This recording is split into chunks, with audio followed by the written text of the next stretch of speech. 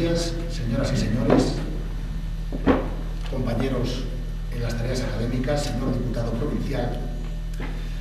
Hace ahora más de 60 años, el 16 de octubre de 1948, los académicos de la recién creada institución Fernán González, a propuesta de su entonces director, Rafael Ibáñez de Aldecoa, acordaron celebrar la solemne y preceptiva sesión de apertura del año académico en la villa de Covarrubias.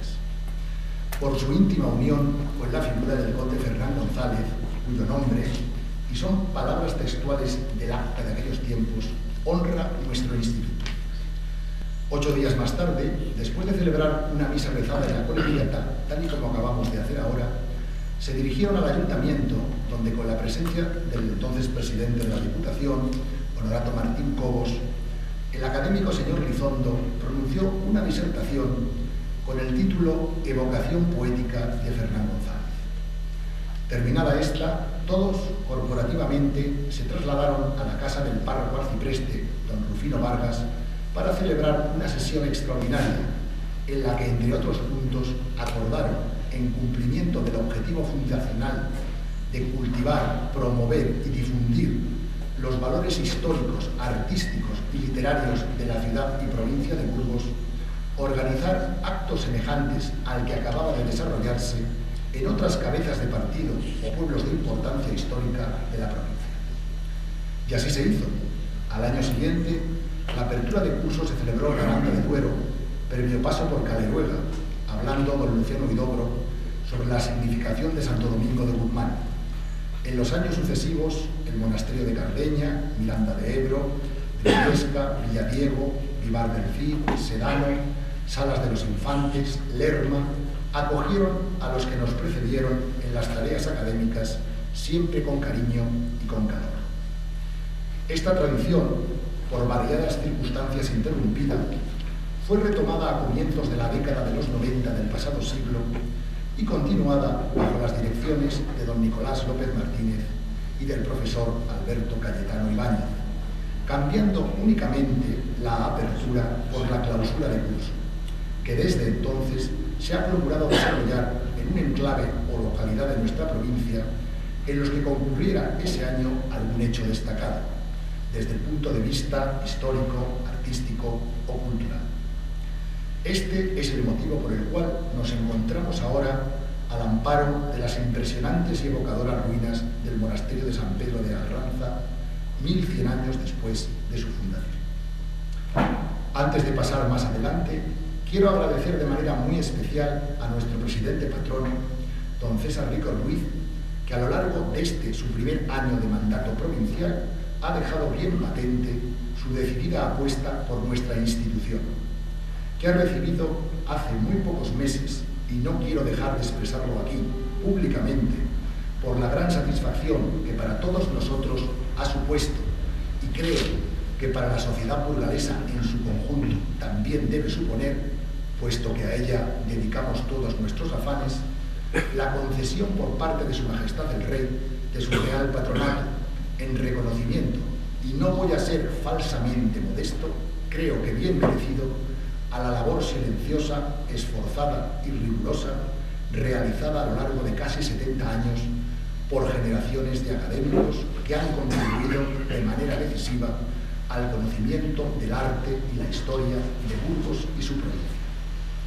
Mi agradecimiento también a la Junta de Castilla y León, a través de la Comisión Territorial de Patrimonio de Burgos, y a la subdelegación del Gobierno de nuestra provincia, que han hecho posible que estemos aquí en un marco de belleza verdaderamente insuperable. Mi gratitud también a la Asociación Tierra de Lara, encabezada por su presidente Borja Suárez, y a Pedro Moreno, que tantas facilidades nos ha proporcionado para el desarrollo de este acto y que tanto están haciendo por la cultura de esta tierra. Un centro de la significación cultural para Burgos y Castilla de la Abadía de San Pedro de Arlanza y la figura del conde Fernán González, tan íntimamente ligado a ella, no podían dejar de aparecer muy tempranamente en las páginas de nuestro boletín y en las de su directo predecesor, el de la Comisión Provincial de Monumentos Históricos y Artísticos de Burgos. El primer trabajo dedicado a ella fue publicado en el número 7, correspondiente al segundo trimestre de 1924, por don Luciano Huidobro, con el título El monasterio de San Pedro de Arlanza y su primer compendio historial inédito. En él hace mención a los contenidos de un manuscrito de 302 páginas redactado en 1563 por el padre maestro Fray Juan de Pereda, natural de Covarrubias, acerca de la historia y posesiones del monasterio de San Pedro de Arlanza hasta esa fecha, al que considera de altísimo valor documental. Ese año de 1924 se iniciaron una serie de movimientos para enajenar las pinturas murales existentes todavía en la Arlanza, en los que la Comisión de Monumentos y su boletín se hicieron pronto eco. En la Junta de 27 de mayo acordaron rogar al gobernador civil que se extremase la vigilancia para evitar que se causen nuevos daños en la torre del exmonasterio, de cuyo abandono había dado noticias el señor Huidobro. El 7 de noviembre, el gobernador dio cuenta de las gestiones que había realizado ante la Dirección General de Bellas Artes para que resolviera el asunto de las pinturas murales de Arlanza antes de que las lluvias, hielos y nieves las perjudicasen, estando como están ahora al descubierto. Entretanto, ese mismo año, doña Carlota Barbadillo, dueña principal de las ruinas de Arlanza, ofreció en venta al Estado, al precio de 10.000 pesetas, las pinturas murales existentes en su propiedad. El Ministerio de Instrucción Pública encargó a la Real Academia de Bellas Artes de San Fernando un informe al respecto, del que fue ponente Marceliano Santamaría, que tras considerarlas de gran importancia y mérito, concluía recomendando su adquisición para ser depositadas en el Museo Arqueológico de Burgos. La Comisión de Monumentos recurrió también a la Real Academia de la Historia, la cual, a través de don Manuel Gómez Moreno, se manifestó en parecidos términos, exponiendo la posibilidad de que el personal técnico de la Junta de Restauración de Pinturas, dependiente del Museo del Prado, las reconociese y consolidase. 3 años más tarde, nada se había avanzado al respecto. En la Junta de la Comisión de Monumentos de 23 de diciembre de 1927, el padre Serrano, abad de Silos, renueva el tema lamentable de las pinturas murales de Arlanza, doliéndose del peligro que corren por causa de la intemperie.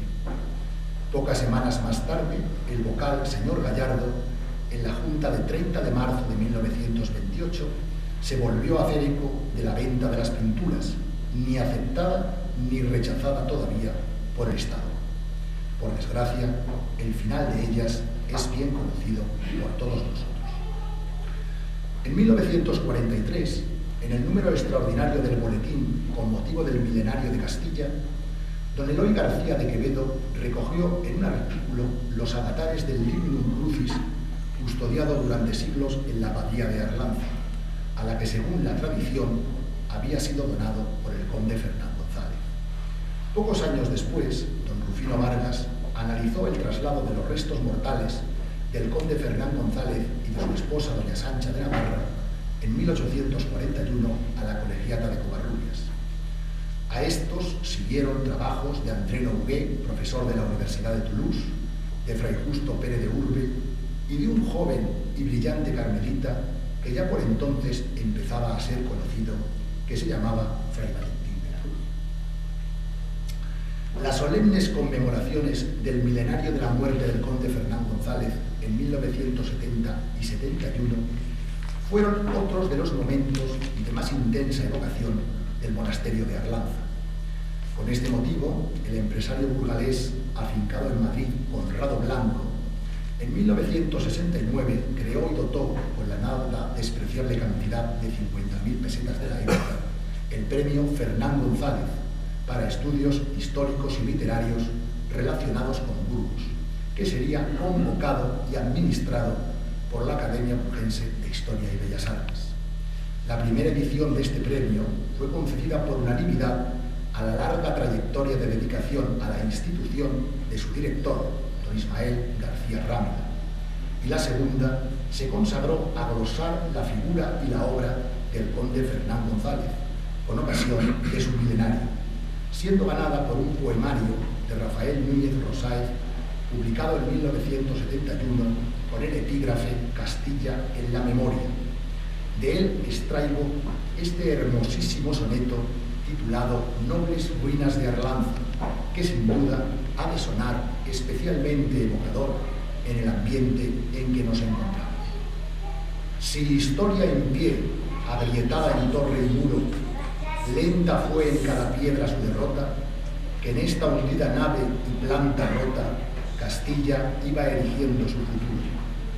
Solo el polvo apagó el silencio puro de su fuente enclaustrada gota a gota, hoy yermo cuarteado en que no brota, sino hierba amarilla y frío oscuro. Valiera más pensar sin demorarse, que el tiempo nada pudo hasta mirarse, sumido en tu corriente milenaria, pero el alma en ti nunca peregrina, y aunque cierre los ojos adivina, vacío en tu grandeza solitaria. El tercer premio Fernán González tuvo precisamente como lema San Pedro de Arlanza y fue ganado por otro vate, José Luis López Anglada. Recorriendo estas ruinas, no puede extrañarnos que hayan sido fuente de inspiración de nuestros principales poetas burgaleses, y por ende no sorprende que me haya costado escoger algunas de sus composiciones para acabar esta intervención. Finalmente, me he decidido por otro deslumbrante soneto de nuestro recién desaparecido compañero Carlos Fribe, lleno de perfección y melancolía. El éxtasis herido de tus ruinas se torna seca flor de romancero. Aquí calzó su espuela el caballero y el monje cultivó rosas divinas. Sin alas en tus bóvedas te inclinas, hecho fronda de enebro y de romero, pero el viento te trae un son guerrero que crece por Carazo y por Acinas. El buen conde dejó su sepultura, mas el tiempo eterniza su figura y el Arlanza le abraza con su orilla, que aunque mueren en flor tus piedras santas, todavía con fuerza te levantas sobre el recio horizonte de Castilla. Muchas gracias.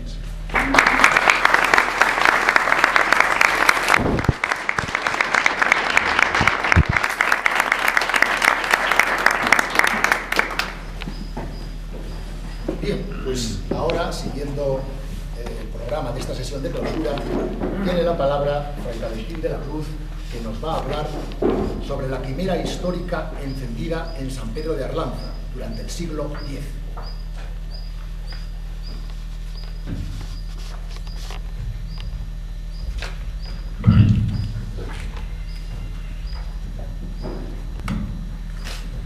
Excelentísimo señor director, ilustrísimos señores académicos, señor diputado provincial del distrito de Lerma, que se acerca con todo placer, interés y justicia a acompañarnos.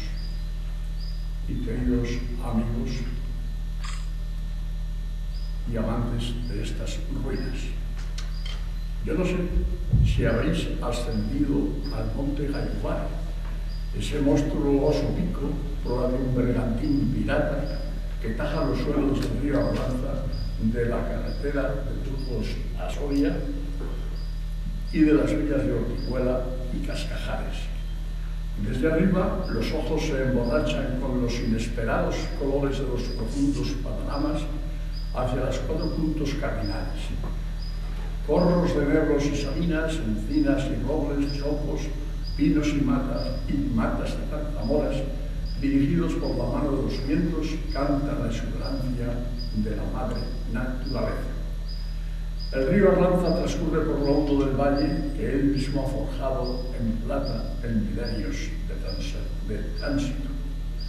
Río Arlanza, en el cual los caballeros temblaban sus espadas y los monjes poetas narraban versos y salmos, leyendas y libros iluminados que luego los juglares recitaban a los pueblos.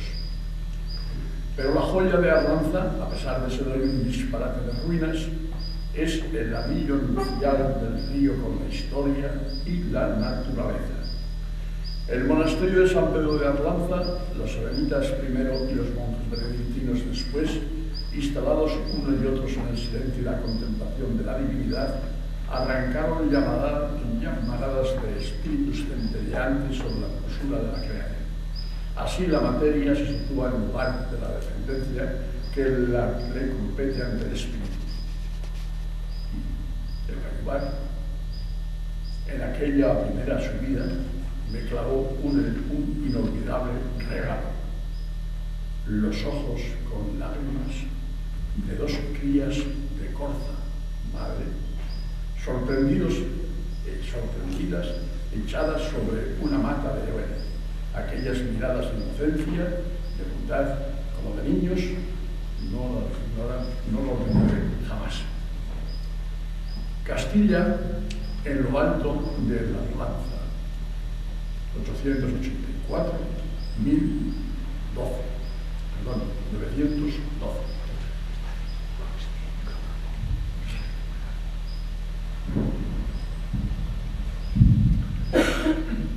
La orden de don Alfonso XIII, aprobado el Magno a su Estado Mayor de fundar una ciudad fortificada que se llamará Burgos en 1884, fue acertada del todo.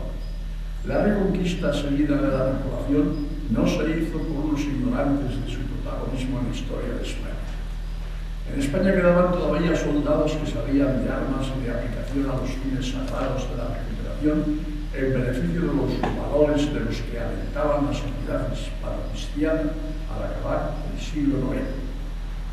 En los mapas militares se advertía a primera vista la bolsa que se formaba al oriente del reino Astur, entre los paralelos 38 y 43, en las tierras que todavía detentaban los usurpadores árabes, en el Alto Ebro, sobre tierras que limitaban también con los malaros. Según el concepto estratégico, la línea defensiva que desde Pancorbo defendía el reino cristiano hasta Castrojeriz, aprovechando el cauce del Arlanzón, debía correrse hacia la Atlanza. En las próximas campañas, el conde Diego debía señalar de alzar las fortalezas desde Castrovino hasta Palenzuela. Los framontanos, en cuanto ya se habían asentado entre el Pisuerga y el Ebro, debían solicitar las tierras suficientes para establecerse a los condes de frontera y así poder alzar sus pobres chozas para albergar sus familias, ganados y elementales aperos.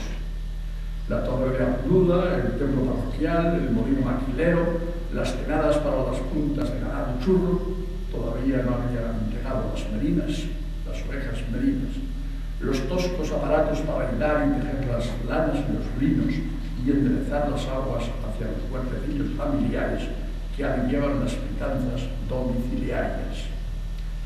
Volaban las nieves los puertos secos, hormigueaban de familias y pueblos enteros que alcanzaban los páramos protegidos por hombres armados del conde. Subían con sus reliquias en un arcón, subían con sus cruces y tomaban por la ley de la presura aquello que se liberaba de Escalín, del abandono, del desierto que se había mandado hacer en el siglo de Alfonso II el Casto.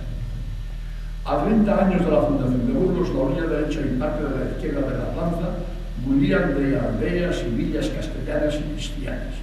Mientras Alfonso III marcaba las grandes líneas de nación y Estado, sus generales, los condes de frontera, asentaban la línea defensiva que brindaban la Lanza. Las villas que nacían recibían con frecuencia los nombres propios de sus instaladores. La repoblación no la realizaban en exclusiva los norteños, desde Galicia a Baskonia, y del sur peninsular subían los mozárabes. Los visigodos que aceptaron vivir bajo la mandación coránica, acoplando incluso las formas de vida de la lengua arábica en la liturgia católica.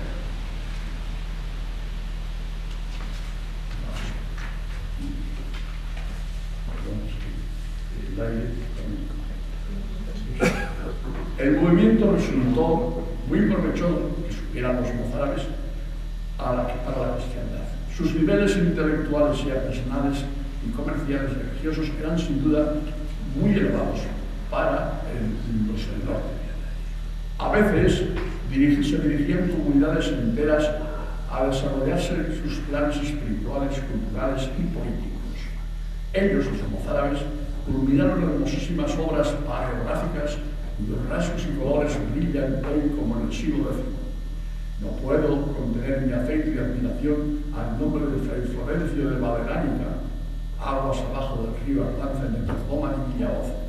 La toponimia arábiga suena por doquier como en Mahamud, Zael, Torre de Moronta, Izán, Santa María de Retortillo y otros tantos. De la Ranzón a la Arlanza se desarrolló una comarca nueva, llamado Camp de Muñón, Campo de Muñón. Ya lo dijo Berceo siglos adelante, alabando la fecundidad de sus tierras, campos de Muñón, campos de vino y de eras.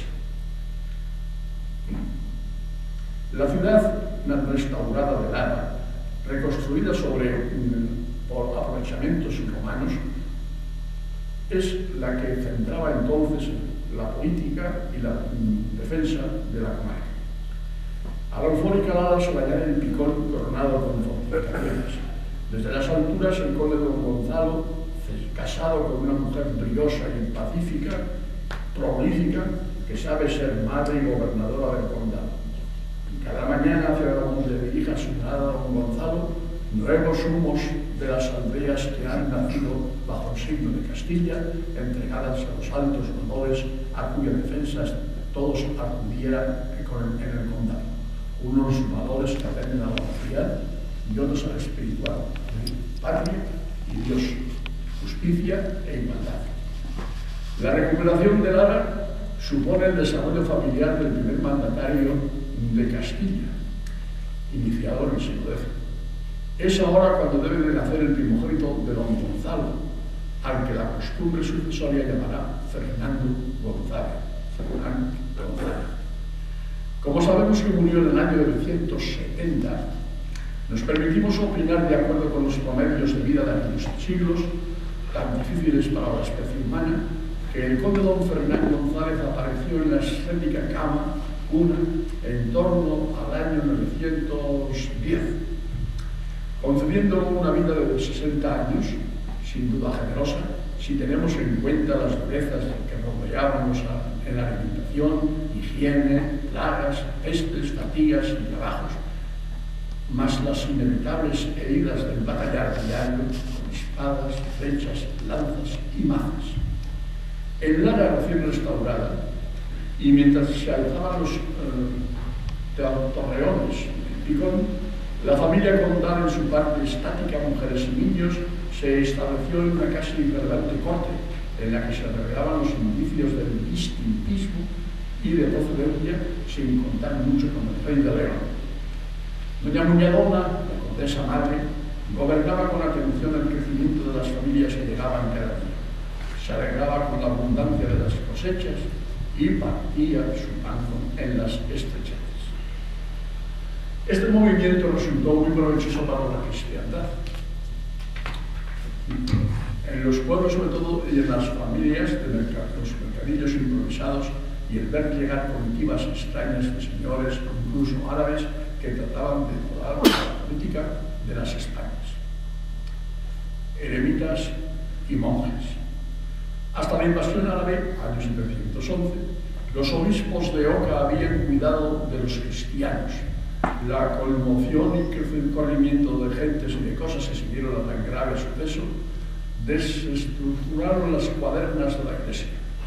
Conocemos los nombres de muchos obispos que, ante la imposibilidad de ejercer sus ministerios, abandonaron sus sedes y acompañaron a sus diocesanos hacia las fragosidades del norte peninsular, lejos de los temores maometanos del Al-Ándalus. Oca, diócesis que incluía las tierras de Lara, fue, se dice, destruida desde su itinerancia a principios del siglo IX, acabando en Valpuesta, villa en el extremo norte de la actual provincia bulgaresa. En la iglesia y fuera de ella primaba el monacato, es decir, agrupaciones de cristianos que se reunían en determinados lugares dedicados a la alabanza divina y empleaban su vida en común en beneficios finales de toda la sociedad, observando unas normas llamadas reglas, dictadas por las mentes y los corazones de hombres tan geniales como Agustín de Hipona, San Jerónimo, San Isidoro, San Benito, San Fructuoso y otros. Estas fuerzas se convirtieron en fundamentos sociales y en señoríos influyentes en todas las tendencias religiosas, culturales y económicas. En este mismo siglo X, en la España redimida, nacerán y crecerán potencias como San Salvador de Oña, San Pedro de Cardeña, San Toribio de Lévana, San Millán de la Caboya, San Pedro de Arlanza. Las mujeres que fueron ajenas a estas creaciones, y aquí mismo veremos alzarse en este siglo una institución femenina como el Infantado de Covarrubias, que hizo de esta villa una referencia religiosa, económica y política inevitable en la historia del condado y del reino que le sucedió. A principios del siglo X y finales del IX, el clero de Álvaro de Arlanza ofrecía una evolución peculiar en su amplio sector. Me refiero al eremitismo, a la manera de vivir un cristiano en solitario, en puntos vacíos de gentes, agrestes y cavernícolas. Allí, espíritus animosos se retiraban a imitar las grandes virtudes del Señor Jesús y a practicar la alabanza divina de la Biblia. En los libros sagrados se autogobernaban en tiempo, en penitencias, en el trabajo de huertecillos, de verduras, para subsistir, y también a la aplicación de sus manos al hilado y el tejido de piezas que vendían en los mercadillos de las aldeas. La vida eremítica ya se practicaba antes de Cristo por los eremitas hebreos.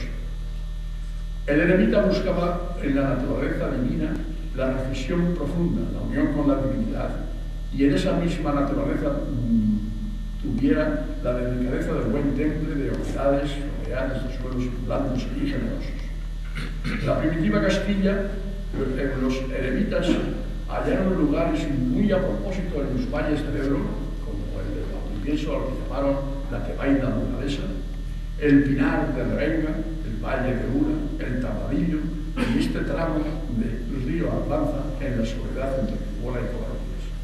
Este nombre es delator del latín cova y rubo, cuevas rojas, de lo que nos ofrecen ambas orillas de la Arlanza abundantes ejemplos. A veces las calizas, otras veces las masas de túnicas abren oquedades al paso furtivo de hilos de agua. Eremitas y monjes. Hasta la invasión árabe, años 711, el venturoso año 912. Desde finales del siglo IX, en este tramo del río hubo solitarios durante casi todo el siglo X. La fundación del monasterio de San Pedro se atribuía a un grupo mínimo de 3 eremitas. Según la tradición y los populares, maestros de la cofradía y cronistas acríticos. Según el cura de Fernán González, cuando éste se atrevió a perseguir al jabalí que la jabalí había levantado en la cueva del promontorio que tuerce el curso del río que se llama de San Pedro y que hoy sigue llamándose, se encontró con 3 eremitas llamando a Abad, al más caracterizado de ellos, Don Pelayo. El bisoño conde ofrece a Pelayo, modificando la humildad de la llamada abadía, edificar un monasterio capaz de dar cabida a monjes más de 100. La leyenda del jabalí se repite en la fundación de otros monasterios castellanos, entre ellos el de Cardeña. Al juzgar los restos de San Pedro el Viejo, se descubre una antigüedad anterior al siglo X y nos induce a pensar que la presencia de los eremitas pudo ser anterior a la invasión árabe, y que estos vestigios y ruinas conceden a San Pedro el Viejo el carácter del aula, sitio donde se reunían los monjes para tratar algunos asuntos y a recibir órdenes o consejos de su presunto abad. En el tramo de la Arlanza que atraviesa las Mamblas hubo eremitas durante el siglo X. Así lo afirmamos al leer el acta de elección del Infantado de Covarrubias, 24 de noviembre del año 1978. El río fue testigo de la fastuosidad de la jornada, tras la familia condal y la presencia de los reyes de Navarra, de varios obispos, un número alto de cortesanos y abades y presbíteros. Leemos al grupo en final la firma de 20 eremitas que confirman el acta con manos limpizas y menos pulidas que las de sus precedentes testigos.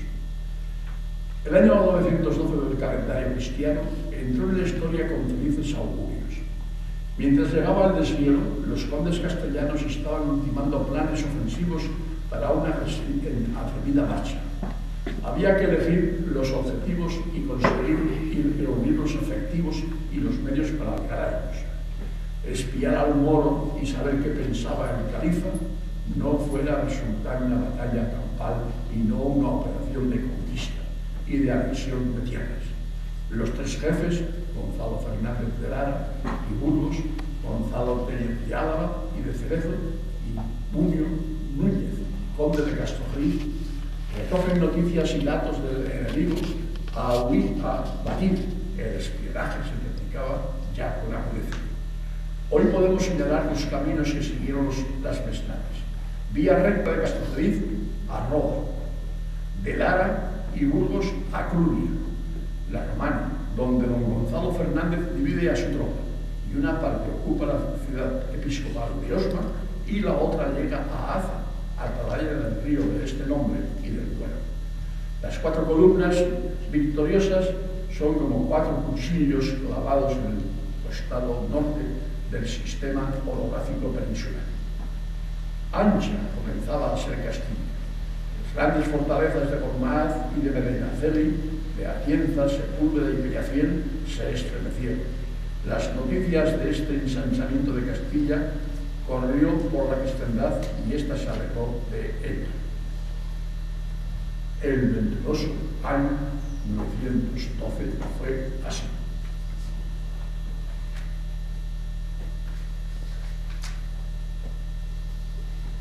Los análisis de los estudiosos están ajustando los volúmenes de los protagonistas de los hechos y resultados que llevaron a Castilla de un pequeño rincón a ser el reino vertebral de España.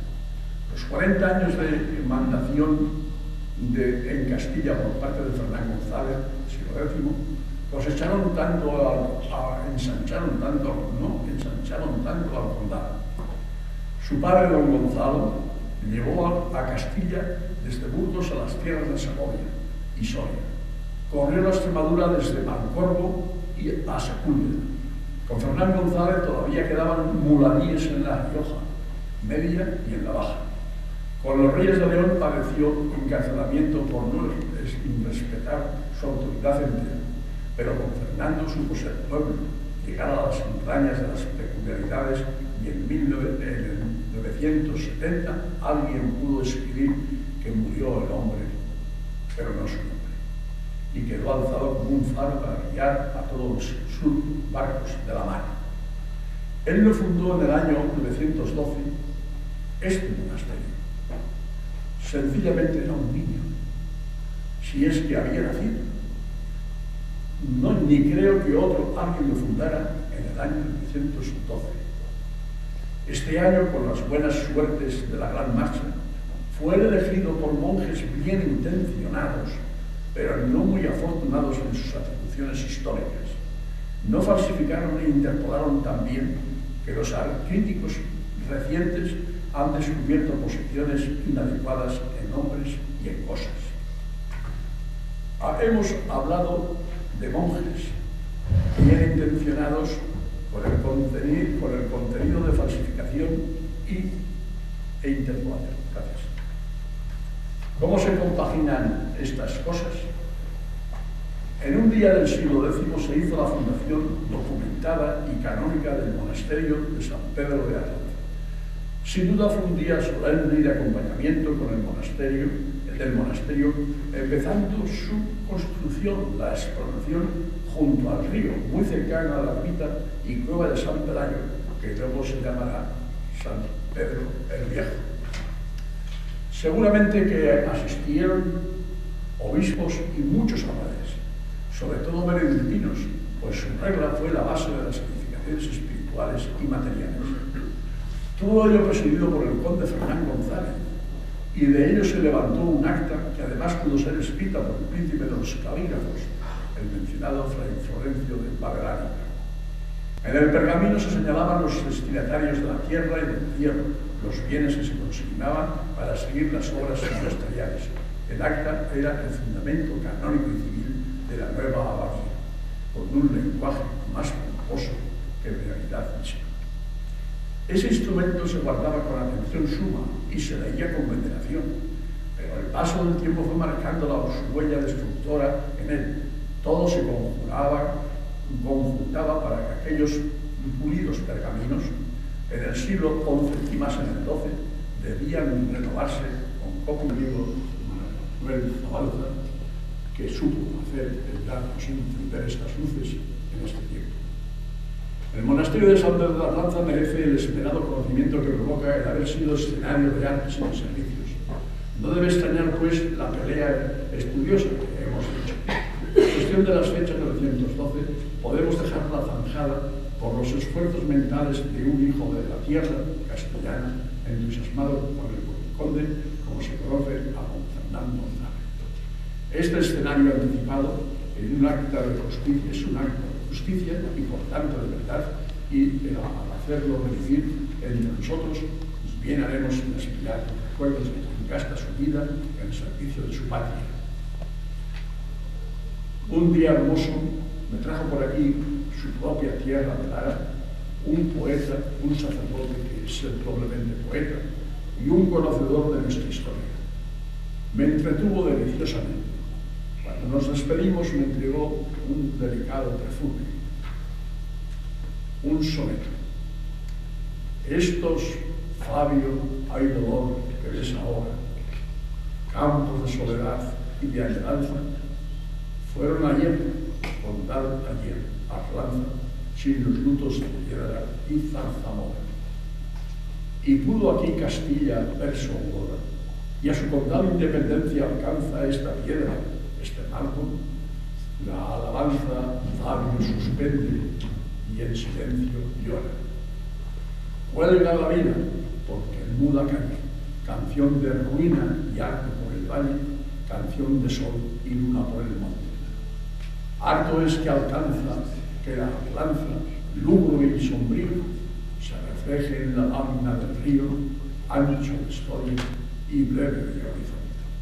Bonifacio Zamora Usaret. Muchas gracias por esto.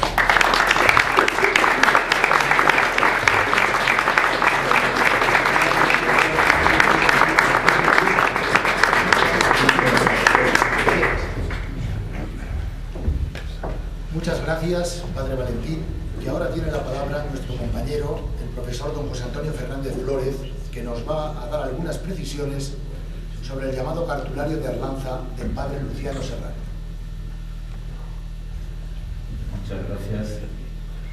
Y yo cordial saludo a nuestro ilustrísimo presidente de la institución Fernán González, al señor diputado de Cultura, al presidente de la Asociación Tierra Clara, a los queridos académicos de la institución y desde luego a todos ustedes, señoras y señores. Si me permiten una brevísima introducción, porque después voy a procurar atenerme a los papeles en una parte, porque son 9 folios a un espacio y desde luego tengo que cortar porque si no les tendría aquí mucho tiempo. Esa breve introducción o ese sentimiento he salido esta mañana de Valladolid y he remontado el curso de la Raza desde Quintana. Tordomar, Tordable, Torre Padre, la torre enhiesta y vigilante de Torremoronta y así muchas torres. Remontando el curso de la Arlanza, llegar a Puente Dura, ver que el paisaje cambia, no sé si ahí exactamente, pero al menos esa impresión que me permite encuadrar por un lado, meterme en el paisaje teniendo detrás los topónimos y los documentos que en estos últimos días pues he estado leyendo de forma intensiva. Son 25 los documentos que publica el padre Luciano Serrano en su cartulario de Arlanza correspondientes al siglo X. Me los he leído de adelante a atrás, de arriba abajo. No tengo por qué seguir insistiendo en ello. Solamente 18 de esos 25, bueno, es una mayoría, proceden del Becerro de Arlanza. Y voy a entrar en esta cuestión cartulario y becerro inmediatamente, porque es la base de mi intervención. 5 los toma de un manuscrito, el manuscrito 10 del monasterio de Silos, y son documentos transcritos por un ilustre archivero del monasterio, el padre Liciniano Sáez, en el siglo XVIII. Otro se encuentra inserto en un privilegio rodado del Archivo Municipal de Burgos, es un traslado de 1379, está inserto en una confirmación de Juan I de 1379. Y otro se encuentra reproducido en la Escuela Paleográfica, que es una obra del siglo XVIII del padre Andrés Merino de Jesucristo, que dibuja y graba ese documento y que ha sido interesantísimo para mí porque me ha dado una imagen de cómo era ese documento que no conocemos hoy día, evidentemente, y que aquí está el problema fundamental, que tenemos que trabajar con documentación que estaba copiada en el Becerro de Arlanza, realizado a partir de 1156, por tanto, segunda mitad del siglo XII, en copias como las del padre Liciniano Sáez u otro tipo de copias. Y este, pues, ha sido el gran problema. Esta primera referencia o introducción debe ser completada con una reflexión más genérica, pero basada en datos bastante precisos y concretos. En ese año 912, los condes castellanos, se han mencionado los 3 que han intervenido en la ocupación de estas tierras, están llegando al Duero. A mí, visto el carácter, desde luego, totalmente apócrifo de esos documentos del 912, me importa ya muy poco esa fecha, que si es, no es, y discutir sobre ello. La realidad física de este paisaje, la realidad histórica, permite situar perfectamente en esa fecha y en este mismo lugar comunidades, una pequeña comunidad, independientemente de que funcionara ya como monasterio o no. ¿Por qué? Miren, unas cifras. Recorramos desde La Rioja hasta el Bierzo. ¿Qué está ocurriendo en ese primer cuarto del siglo X? Año 923, batalla de Viguera, como consecuencia, el rey navarro funda Albenda, el gran monasterio de San Martín de Albenda. 924 fundación. 24-25 San Millán de la Cogolla. Pasamos a Burgos. Año 899-900 Cardeña, el gran monasterio castellano con la Biblia de Cardeña, es decir, con producciones que tenemos hoy día ya del año 910-914 y que es el gran centro monástico y productor de códices y documentos de todo el occidente peninsular. Posiblemente monjes de Cardeña fundan Arlanza, como posiblemente monjes de Arlanza fundan Valeránica. De Cardeña va a salir la comunidad que funda San Martín de Albenda, y estamos entre los años 900 de Cardeña, 924-25 Valeránica, Tordoma. Si digo Valeránica, pónganse en Tordoma, y en la margen izquierda del río, al otro lado del pueblo, con los miliarios romanos que están allí vigilando todavía el paso del puente, pero allí estaba el gran escritorio, el gran monasterio castellano, desde esos años 924, porque en él actuó Florencio, que ha sido mencionado por el padre Fray Valentín. Si seguimos hacia el occidente, tenemos Sahagún, que fue arrasado en el 883 por una racia, pero que está ya funcionando de nuevo en 904-905. San Miguel de Escalada, 913. Eslonza, 912. Tábara, Bamba, San Cebrián de Mazute en Valladolid, San Román de Terpeñas en Palencia, en esos años 15-20. San Pedro de los Montes, San Esteban de Ribadesella.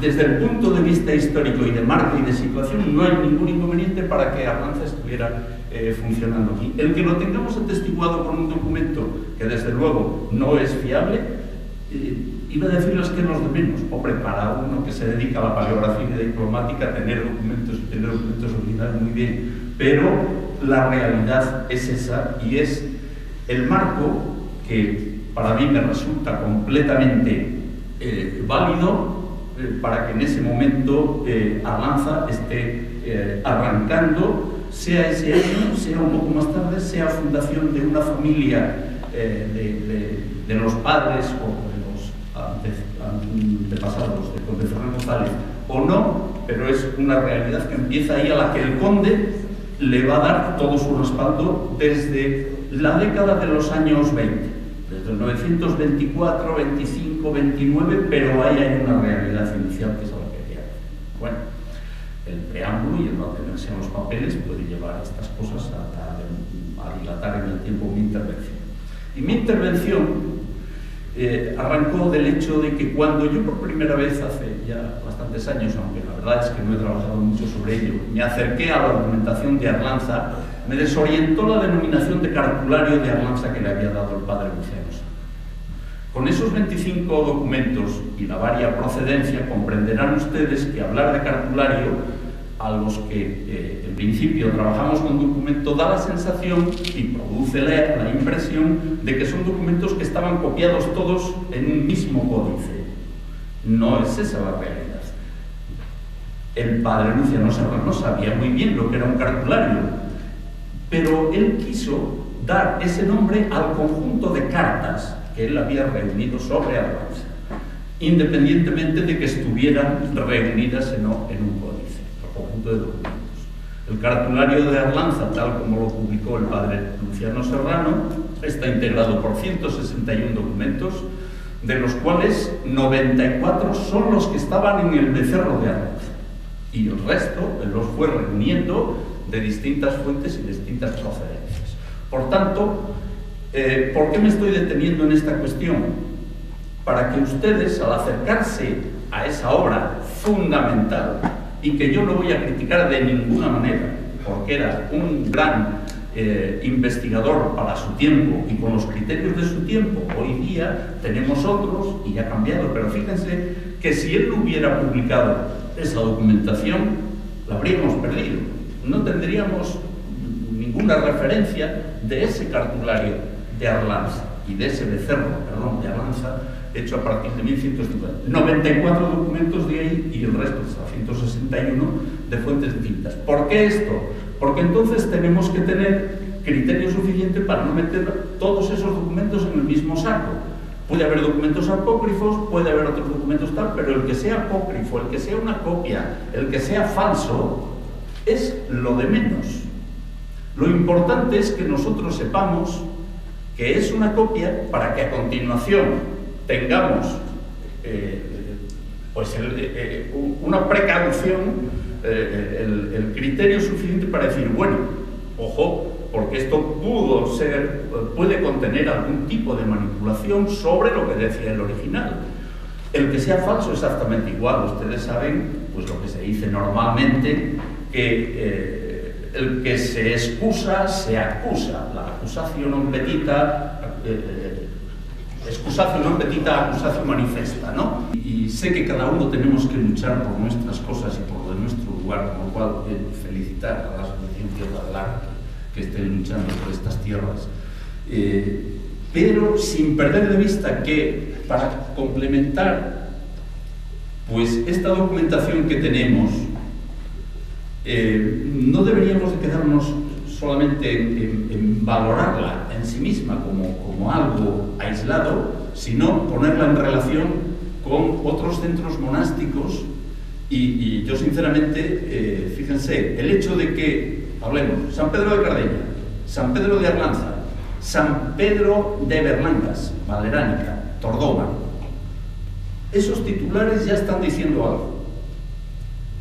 De tal manera que si vemos a Florencio, que documentos suyos están en Arlanza, que están en Valeránica, que en Cardeña pues tienen unos usos y un estilo peculiar con Endura, Gómez, etc. Una serie de escritores y copistas.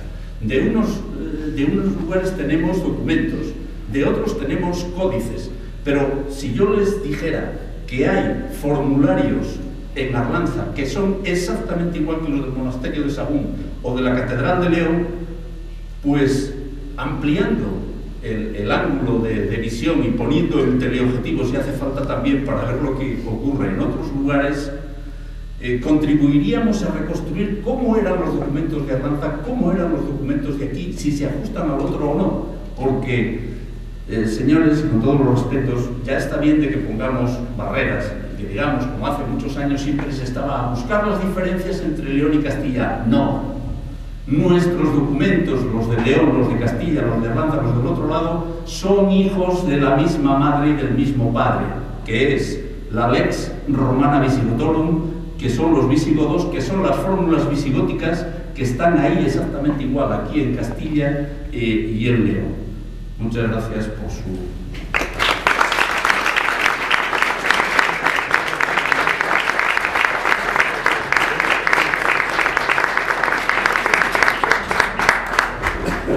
Muchas gracias, profesor Fernández Flores. Y ahora va a hablar nuestro académico vicedirector, el profesor René Payo, sobre el monasterio de San Pedro de Arlanza del prerrománico al barroco. Excelentísimo señor director de la Real Academia Burgense de Historia y las Artes, ilustrísimos señores académicos, señor diputado provincial, señor presidente de la Asociación Integrada, señoras, señores. Aunque la primera fecha que se suele tomar como origen del monasterio de San Pedro de Arlanza es, como hemos visto, el año 912, a raíz de la carta de donación a este cenobio dada presuntamente por el conde Fernando González, con anterioridad a este momento tenemos noticias de este centro monástico envueltas todas ellas en ribetes de oscuridad y de leyenda que no ofrecen demasiada verosimilitud. El padre Yepes, en su crónica general de la Orden de San Benito, afirma que Arlanza fue fundado por el rey de Caredo, que el propio Bamba, que había tomado los hábitos en el cenobio de San Vicente de Pamplona, se habría trasladado a este centro religioso para morir y encontrar en él su última morada. En época renacentista, durante el abadiato de Fray Gonzalo de Arredondo, los monjes arlantinos, deseosos de vincular esta casa con el reino visigodo, llegarían incluso a diseñar un epitafio sobre el lugar donde, según ellos, se creía que se hallaba el cuerpo del soberano. Sin duda, Yepes, como después Flores, tomaron como base para sus narraciones las noticias relatadas en la primera crónica general de Alfonso X, sin intentar hacer ningún expurgo crítico de las fuentes. Sea cual fuere el verdadero origen de Arlanza, lo cierto es que antes del 912, muy probablemente esta zona existió poblamiento cristiano, aunque no sabemos con qué intensidad demográfica. Lamentablemente, los testimonios arqueológicos en este entorno para la época tardorromana y altomedieval solo nos permiten desarrollar hipótesis arriesgadas y de difícil verificación.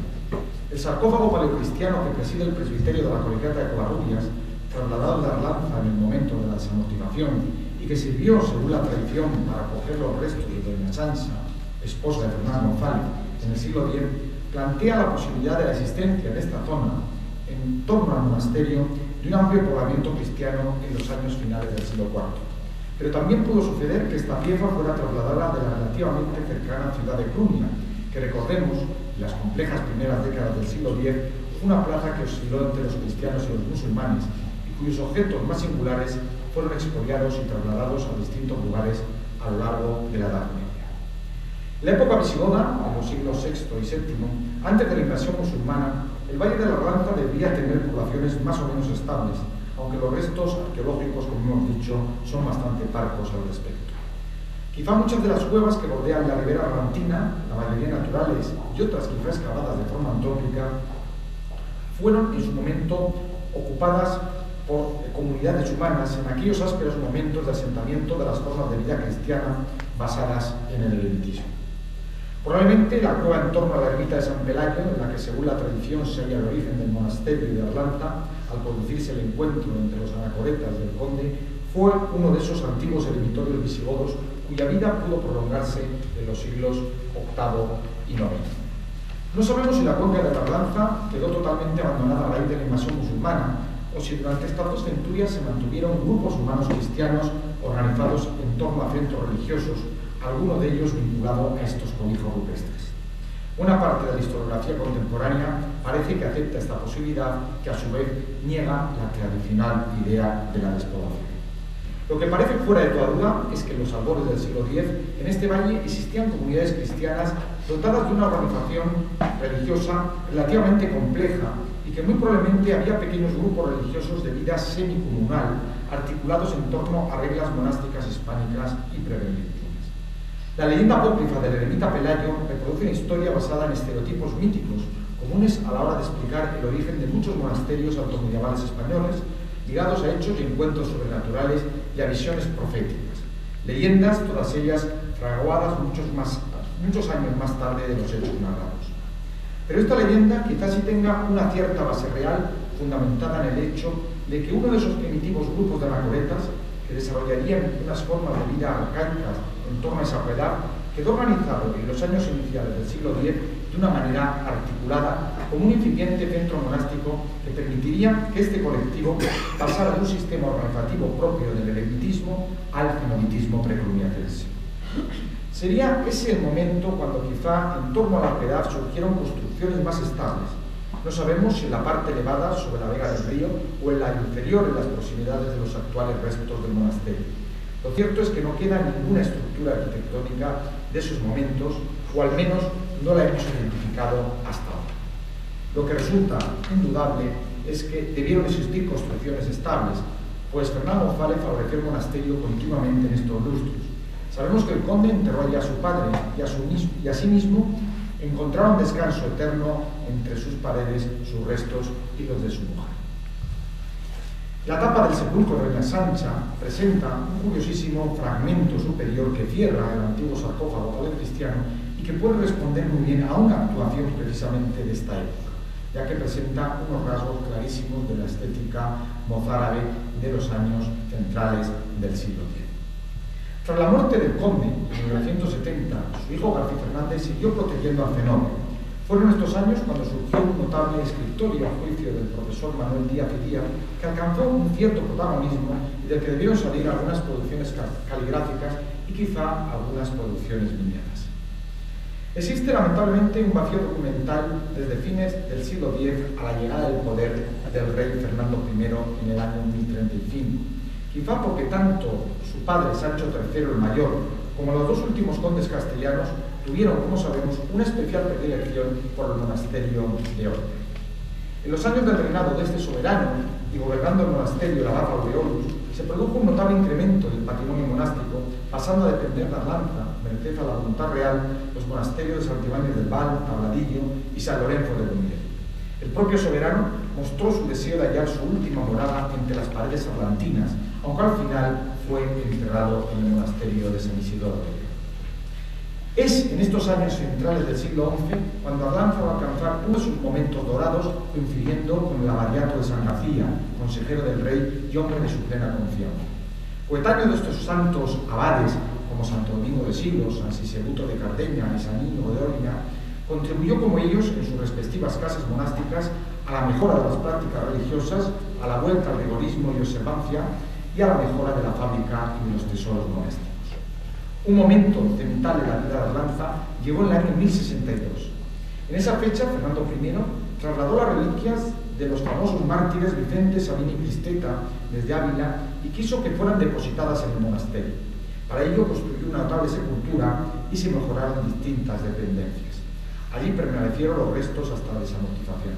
Estos cuerpos santos se convirtieron en uno de los grandes activos arlantinos, pues hicieron de esta casa un centro de notables peregrinaciones y receptor de ingentes limosnas y dádivas, lo que contribuyó no solo a un notable enriquecimiento, sino a una clara mejora de la abadía desde el punto de vista de sus construcciones.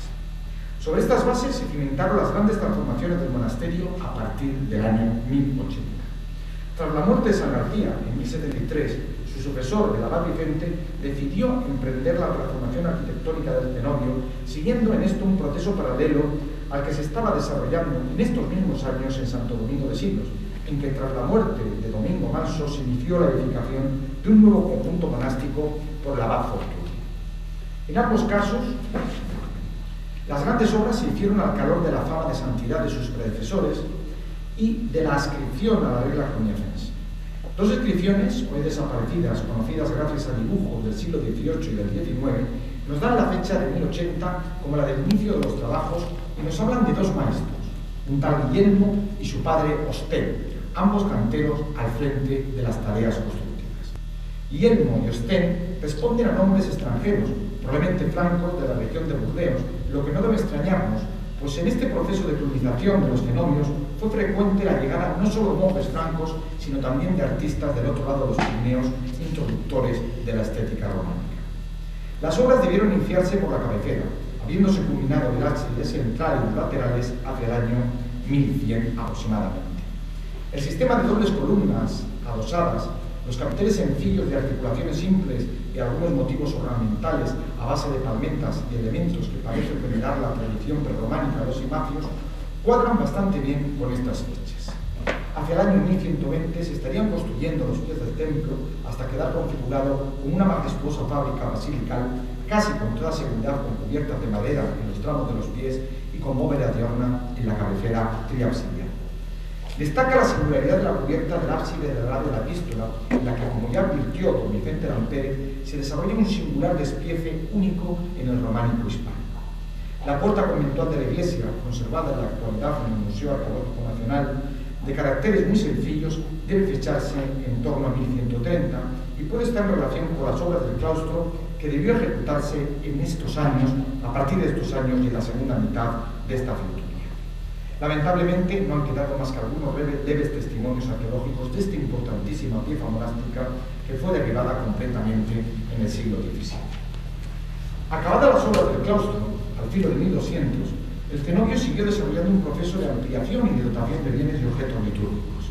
A comienzos del siglo XIII se comenzó la obra de la torre actual. También en estos momentos, algunos benefactores del monasterio, quizá vinculados a Alfonso VIII, que mantuvo estrechos contactos con la casa, encontraron sepultura entre sus muros y construyeron sus mausoleos funerarios, como lo prueba el llamado popularmente sepulcro de Mudarra, custodiado hoy en el claustro de la catedral y que se halla tipológica y estilísticamente emparentado con el infante don Fernando, labrado en 1211 para la capilla de la Asunción de las Urnas.